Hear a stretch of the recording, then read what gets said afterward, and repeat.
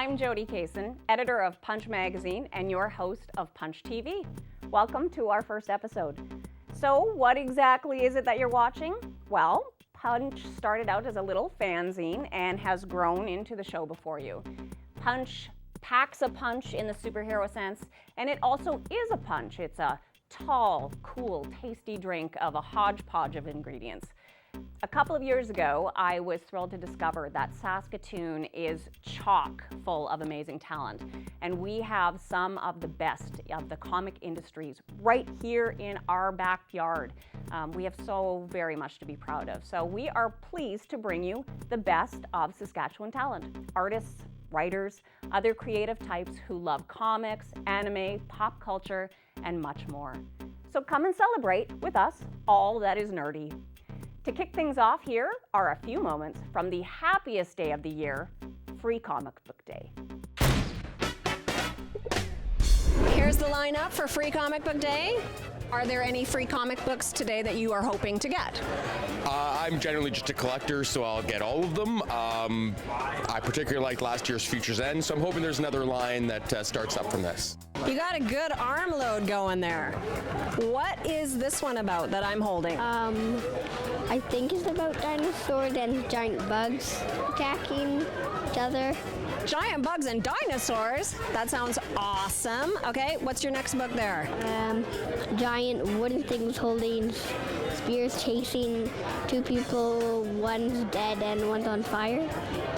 Okay, that sounds hot. What does Batgirl wear to bed? I don't know. Her Dark Knight gown. All right.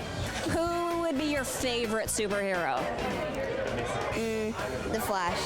The Flash. Do you watch the TV show? Yeah. Do you watch TV shows with superheroes too? Yeah. Who's your favorite superhero? The Flash too. You like the Flash as well? He's so fast. Tell us what superhero or character that you are dressed up as. I'm Deadpool. I'm Deathstroke. I'm the Talon from the Court of Owls. My name is Ink. So is that a real tattoo? No. And did you put it on yourself? No, my dad did. Your dad is an excellent artist. Thumbs up to Dad. What is Iron Man's favorite amusement park ride? Ding, ding, ding, ding. He loves the Ferris wheel. Get it? It's sort of sciencey, because Ferris is iron. So obviously this is probably your favorite Pokemon character? No. No? Well then who is your favorite character? Charizard. Charizard, powerful. This is a tremendous outfit. Is that difficult to do, or can like pretty much anyone with a willing spirit and some DIY endeavor, can they make this stuff? Anyone can make this stuff. You just have to have the patience for it. But if you do, then yeah, you can save yourself tons of money. These pieces are all actually kids' play foam. So they look good on the outside, on the inside, they're foam. Do you consider yourself to be a Supergirl? Yes. And John, what did you get today for comic books? Transformer. More than meets the eye. Who is your favorite Street Fighter character? Probably Ryu, And what makes him great? because he has awesome specialty moves. Oh, I stole that guy's comic. I stole your comic. Sorry. Some drama. Woo. I thought more people would do chalk art, but they didn't. They just stepped on the chalk. I am here with Tony Antonuck, who is my partner in crime in bringing you Punch. What are your impressions of Free Comic Book Day today, Tony? So far it's been really busy. Lots of good comics going out the door. Lots of people very happy. Lots of cool costumes. Quite nice. It's a good day. Awesome. It is the funnest day of the year. When somebody comes and they get like a giant stack of stuff and it's like a ton that they would never have just picked off the shelf to buy, it might introduce them to something that is like mind-blowingly good. I agree. There's nothing better than getting stuff that you were trying out for the first time. All right, well, thanks for talking to us today. Good, I better get back in line because all these people need to know where to go. Without me, they have no idea what's going on, so. Your guidance will show them the way. Besides Captain America, who is your favorite superhero? I like Captain America. Oh, here's Thor. We found Thor! We thought it was a trick Loki was playing. Heroes like Captain America have a very strong anti-bullying message, which is always good. He's always protecting the little guy, the underdog. And when you introduce kids to superheroes, there's always a moral compass involved. So it's one way to get a moral message across, but not preaching at your kids. I'm so bad. I'll give the thumbs up. Who is your favorite superhero of all? Hulk. Hulk smash. Smash! Do you like Slimer? What do you like about Slimer? He goes through the walls. Do you wish you could go through walls?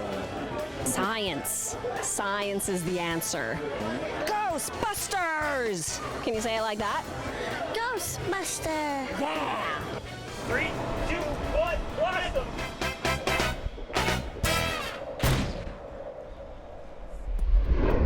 Welcome back. Now is the time in our show for a little segment I like to call The Collector. I am here with Tony Antonek, who has an amazing collection. This is one of a few collections that you have. Weird, eh? It's really weird. Well, welcome to the show. So tell us about this particular collection. Well, when I was growing up, I had a bunch of Star Wars toys. I loved them and I played with them. And then, of course, everyone goes through the mom throws out everything you own thing, and my mom threw out all my toys. So I've been kind of collecting Star Wars toys, and I decided I was going to go back and buy more of the, of the stuff that I grew up with. So pretty much everything on here are toys that I grew up with, not the actual toys, but this is the stuff that I've been collecting recently. So this is stuff from the 70s. This is all from the 70s, yeah. From pretty much everything here is like from Empire Strikes Back and Star Wars, the original one. So I'm actually feeling a little bit giddy because I had some of these same toys as well, and it's exciting to see them all again. Though, like, at the time, I'm sure that a child's imagination brings a lot to the table. Like, the cardboard is kind of budget. Like, toys today are so slick and fine, and, like, it's like, really? We thought that was the bomb back then. So is stuff like this, that's the cardboard, is it, like, highly coveted as a collector? It's mostly the stuff that people want or stuff that's, like, boxed, never been played with. Like, a lot of the stuff. This stuff's well used, well played with, and because of that, doesn't have a lot of worth. But this, the stuff that actually is worth more is the stuff that's never been played with in the box, never been opened, and hasn't been, like, it's been in the storage room like most of its life. So that's the stuff people are looking for. I don't really buy that stuff. I like the stuff that I can actually still put on display and play with. So yeah, that's where the fun is, right? Yeah, exactly. So, okay, approximately. Yes. How big is your Star Wars collection? Huge. This is just a small part of the older stuff, but I buy a lot of the new stuff. So anything new that comes out, I don't buy things like, dual tanks and stuff like that, but for toys and ships and stuff like that. I recently got into Lego Star Wars, so that's been taking up a lot of my pocketbook. So. Where do you keep all of it? I actually am not allowed to say. Okay, it's very secret. Okay, yes, it's very top secret. My mom's basement, mostly. I'm sure she loves that. Yes. So, okay, if somebody wanted to get into it, because, of course, the new movie is coming out in December, really exciting. This is a big deal. Yeah. So I think we're going to get a lot more people coming on the Star Wars bandwagon again. So if a person wanted to start to collect Star Wars, yes. Where is a good place to start? Decide what you want. I think the biggest thing about Star Wars now is with the new stuff coming out, there's going to be a lot of new stuff. There's going to be so much new stuff, I don't think people are going to be all in. I know people that are going to be all in and try to buy as much as they can, but for me, I'll probably just stick with the action figures and the ships and maybe the Lego, but there's going to be so much stuff coming out that it's going to be hard. So I think I would probably decide whether or not you would want to buy stuff from the new movie. That would be pretty exciting. Or if you want to go back and buy some of the old stuff from the retro stuff, from the 70s or even the 90s and the newer stuff that's coming out. So cool. So as a collector, is it a good idea to like set some parameters Yes. for what your collection is going to be? Set some parameters. I made an error many years ago where I stopped thinking about what I wanted and I just bought everything. But now I have to, it's too expensive to buy everything. So you have to set some parameters. So if you get stuff, and obviously some of it's going to be rare and some of it's going to accumulate in value and be more valuable, insurance? So I don't really know much about insurance. My insurance is just like praying that no one wrecks my stuff. That's my insurance is like, hey, don't touch anything. my stuff, please. Okay, Yes, hands off, exactly. That's okay. I don't know anything about it. It's kind of one of those things where you'd think that I would with all the stuff I have, but yeah, no, I just hope nothing happens. That's okay. How does a person know what stuff is worth? Like if you were going to buy something from a store or from a collectibles place or some of these shows like at a convention or something, like how do you know if you're getting a good deal or you're not? Well, you don't. You can use eBay and go to like the actual stuff, the web. What do they call these things? Completed? The completed auctions. Okay. You go to a completed auction that's actually sold. So not even so much completed, but something that's sold. Because you can go on eBay and there's like someone might want $1,000 for this, but it's only worth like $20. So you can kind of like get a range as to what things are selling for, and that's kind of what it's worth. It's only worth what people will pay for it. So. That's so that's the way to do it. There's books and stuff, but they're so outdated. Like something that can come out, like something like this, I bought. I think I paid like $50 for it, and I bought it. It probably is worth less than that, but I wanted it, so I just bought it. It's something that I wanted, so I bought it. But for the most part, if you want it and you might not ever see it again, you just kind of buy it. Collecting is kind of like not about what it's going to be worth. I don't think it's more like, do I want it? What am I going to pay for that item? So. Investment of the heart. Yeah, without a doubt. Yeah, not with the okay. Yeah, I would say to people like I would never bet on buying something that's going to go up in value because then you'll just be upset. Buy something you want and something that you're going to love and have. Whether you want to have it to store it because you want it or whether you want to have it on display, but buy stuff that you love for sure. So yeah. That is really good advice. Yeah, okay, well, I'm really excited to see more of your collections over the next few weeks.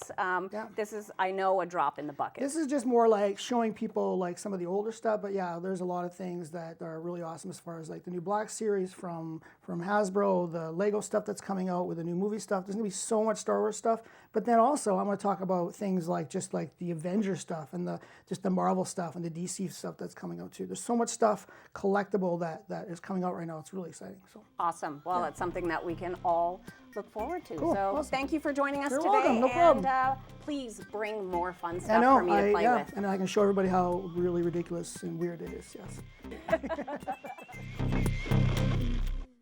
Hello, lovely ladies and/or dudes. My name is Hank, and I have got some sweet tweets for you. That's right, this month on the Tweet Beat, we are going to be talking about large dinosaurs with tiny little arms and celebrity chefs that like cooking with a lassie. Jurassic World. Bad auntie in Permaheels neglects nephews in Island Theme Park, where the attractions eat the guests and each other. Hank scores it a 71 out of 100. Starve by Brian Wood, issue 1 from Image Comics. Famous foodie father returns to hit celebrity chef show from self-imposed exile. Hashtag Family Feud. For more of the sweetest of the tweets, please follow me at Hank and Kelso and at Shaw Punch TV.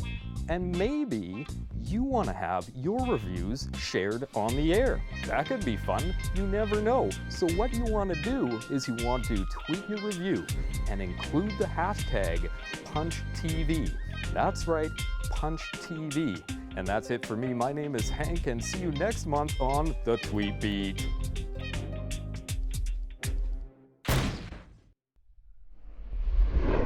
So the newest edition of Punch magazine is on the rack, hot off the press. And we had a really awesome time at the Roxy. We had a great party and Craig was our host. So we captured a couple of moments that we'd like to share with you, and then we'll talk about it a little bit.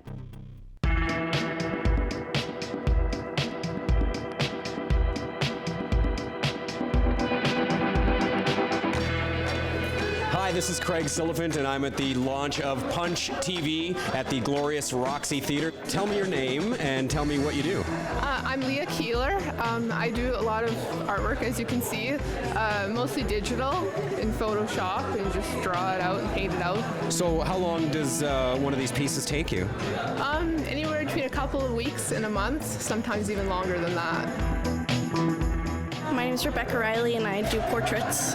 Where do you get your inspiration? Just pop culture, movies, and TV shows I like. I'm Lexi Edmonds, and I make decoupage crafts. So how long does one of these pieces take you? Say one of the iPhone covers there. Well, each of these varies. An iPhone could take only an hour, whereas for this one, each separate strip, you have to wait 15 minutes of drying in between. And if you look, there's quite a lot of panels. So is most of this stuff like watercolor or? Some of it's digital, some of it, in fact, this one is marker, and then this one is watercolor. And so are you self-taught in terms of the digital stuff, or did you go to school for that, or? I'm self-taught for all the digital stuff, and then for acrylic, I actually have my BFA in studio art from the university. So can you quickly describe the process for the airbrushing? Usually it all starts off black and white, and then sometimes I go in with color afterwards, if I so choose, but I'm really enjoying just working on black and then adding the white on top of that. Horror is most certainly a genre that I love. The Pirates of the Caribbean is my life, so I'm currently just making up a little bit of a series of Pirates of the Caribbean right now.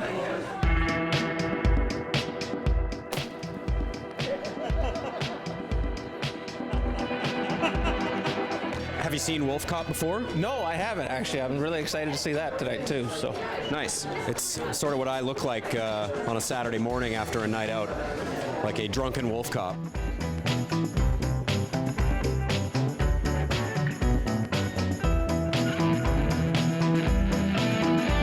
Which article did you write? Mine is A Child of the Bronze Age, and it's written about the Bronze Age of comics, which was during the 1970s. So you guys proud of Mum getting published in Punch? Yes, absolutely. This is Zoe Wingate, who actually did the layout for Punch magazine, I think for the last couple of issues, right? This one and the one prior to it, yeah. So what's the major consideration that you have to take into account when you start looking at the layout for everything? Time frame. And did you have a favorite piece or anything in the magazine? Favorite spread? I like this one. I thought this one was fun.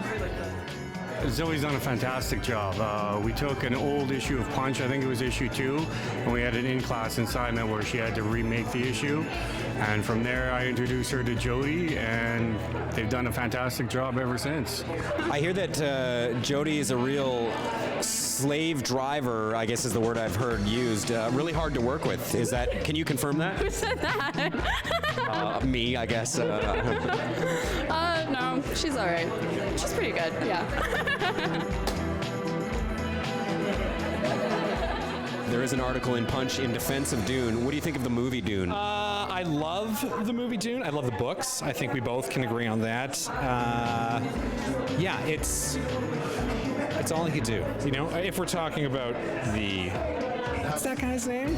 David Lynch. Yeah, his Dune. I like that movie. I'm Lindsay McNabb, and I like to draw. Do you do the coloring yourself too? Yeah, I like to use the Copic markers and some digital stuff, but everything that I've submitted has been digital. So what do you think about all the people coming out tonight to support the local magazine and watch a locally made movie? It's great. We've met lots of interesting people so far. Have you seen Wolf Cop? I have seen Wolf Cop. And what'd you think? I can't wait to see it again. Good evening, everybody. Welcome to the launch of Punch 5. Thank you so much for coming out and supporting Punch. Give yourself a round of applause and enjoy Wolf Cop.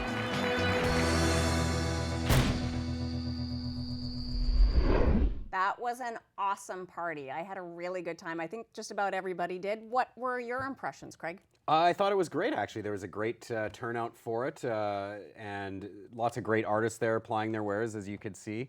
Lots of really creative stuff, and people just having fun. While I was introducing the films and stuff like that, I said something on stage about, doing local events like that. Not only takes people doing stuff like making the magazine and stuff, but it takes the people coming out to the events like that to support their friends and local artists and stuff like that. So I mean, it's always great when you get a great local turnout like that. Yeah, it's a really awesome and fun way to build a community. Totally, and it's a great venue too. I mean, the Roxy Theater is just beautiful to have something like that in. They were really, really good to us. So yeah, it was the first time that we ever tried doing something on that scale, and it was fantastic. Everybody had a good time, so the more the merrier. So speaking of films, you're well known as kind of being the movie geek. So what should people be watching this summer? Well, I thought we should talk about the sort of top 5 or 6 summer blockbuster movies. So, there's a distinction. These are popcorn movies, not art house fare, and not necessarily the movies that are the best or that I found the best, but just the ones that are going to be huge this summer, basically, from start to finish. So, I think, one of the number 1 movies, and it was a really good movie, actually, was Mad Max. I mean, the reboot of the George Miller post-apocalyptic series. Great fun. Did you get a chance to see that one yet? I have not, but I've read the comic, and it is awesome. It's based on the movie, and it's like dynamic. Yeah, it's a crazy 2-hour insane car chase. There's not much story or anything, but it's a crazy 2-hour car chase. You kind of know what you're going to get, and you get it. Yeah, exactly. Of course, Avengers: Age of Ultron was another huge one this summer, bringing back the Marvel film universe and seeing what they do with this crew after the first movie and some of the events and some of the other films. Jurassic World is obviously a big one. Huge. Hank gave us a little tweet review of that one, and everybody is buzzing like crazy about it. Well, there you go. There's one that's probably not on as many radars, so I wanted to throw something out. It's not a huge summer blockbuster, so I'm kind of breaking my own rules a little bit, but it's my list. Yep. I'll do what I want. Punch. Punch Magazine. Punch TV. So there's a movie called It Follows that is a horror movie that it is making a splash this year, but it's mostly on the sort of indie scene and growing for horror fans and stuff like that. And it's just like a really well done creepy horror movie, kind of in the vein of John Carpenter suburban nightmare kind of stuff. Definitely worth checking out if you like a good horror movie. One of the ones I'm really looking forward to seeing is Inside Out, the new Pixar movie. That came out of nowhere. All of a sudden, it was just like, there's toys and buzz, and it's everywhere, and people are talking about this movie. Yeah, it's going to be really good, and there's actually a book you can get called Creativity Inc., written by the guy that runs Pixar, that sort of explains how they do creativity at Pixar and uses Inside Out as sort of a reference point. So that's 5. If I gave you 2 honorable mentions, I would say I'm not necessarily looking to this as much, but in the similar vein as Inside Out is the Minions movie, which I know will be like a legion of children everywhere will be, dragging their parents. Well, maybe the parents like it too. They're cute. The Minions are cute. They're adorable. They're adorable. And the other one I'd mention probably is Ant-Man, another Marvel film universe one. So, definitely a packed summer full of some really fun stuff that'll be hopefully getting people out to the theater. Totally. So yeah, if people are feeling a little overwhelmed by the heat, they can take a little break, air-conditioned theater, have a little popcorn, have a good time. Yeah, summer movies are great. You can't expect the Oscar-winning performances. No, it's fun sometimes. They're popcorn movies. I like my Ingmar Bergman movies as much as the next pretentious film guy, but come on, a big summer explosion where you blow up New York City.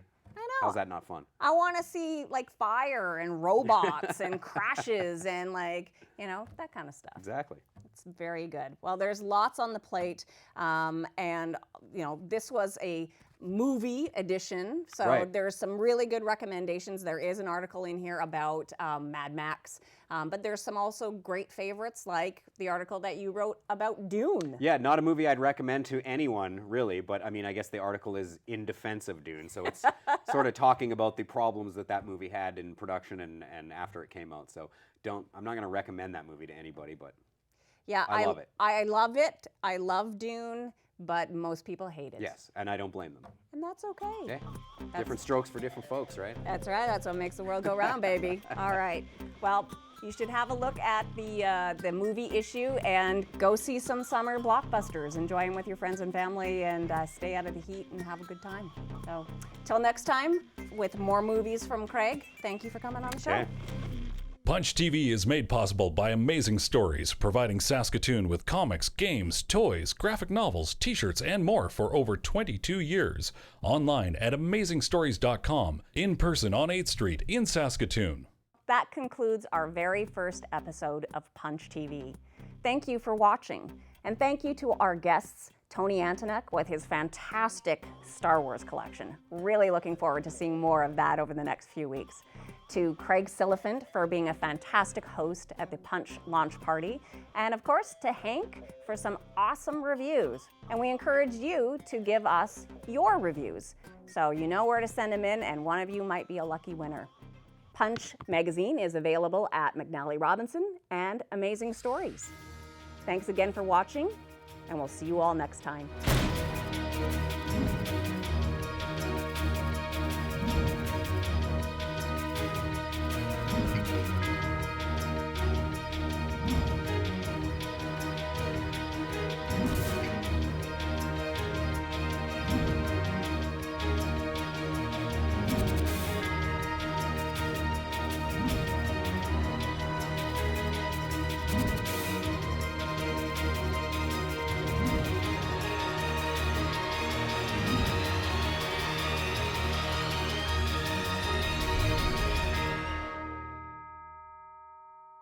I got the goat thingy. The goat thingy? You mean the tauntaun?